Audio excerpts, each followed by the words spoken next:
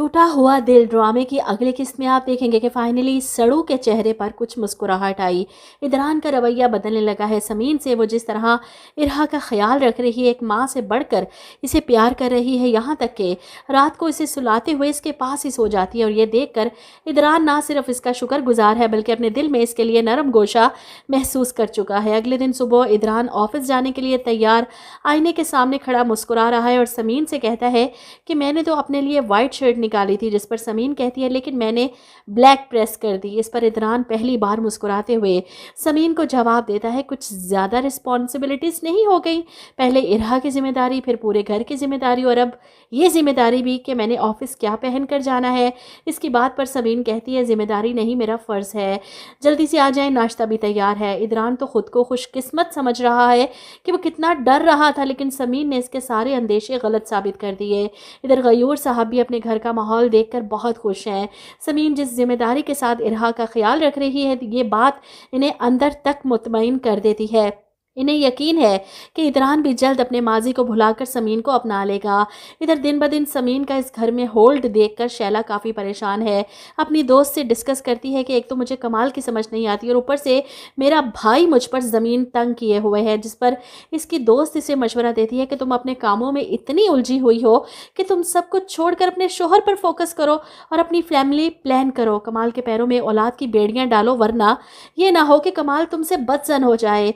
मर्द कभी भी ऐसी औरत को ज़्यादा अरसे बर्दाश्त नहीं करता जो इसको औलाद ना दे सके।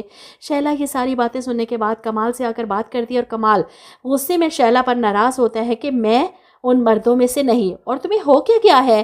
क्या तुमने बच्चे बच्चे की रट लगा रखी है? अभी हम अपनी फैमिली प्लान कैसे कर सकते हैं? शैला समझने की कोशिश करो, किस वजह से तुम ये सब कर रही हो? जिस पर शैला समीन का नाम लेती है कि इसकी वजह से तुम देख नहीं रहे, दिन ब दिन उसकी अहमियत इस घर में बढ़ती जा रही है। कमाल तो चिढ़ जाता है, वो किसी और चक्रों में है और शैला इसे बाप बनाने के चक्रों में।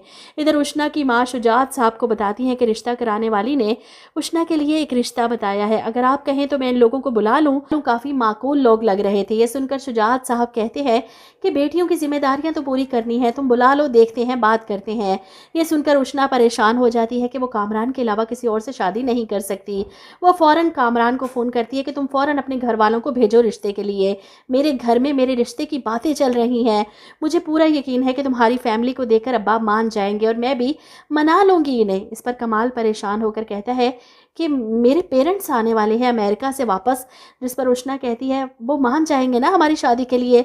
जवाब में कमाल कहते हैं, वैसे तो वो नहीं मानेंगे इतने लोअर मिडिल क्लास फैमिली में शादी के लिए, क्योंकि हमारे स्टेटस में इतना फ़र्क जो है। लेकिन मैं इस फ़र्क को कुछ नहीं समझता, मैं तो तुमसे मोहब्बत करता हूँ।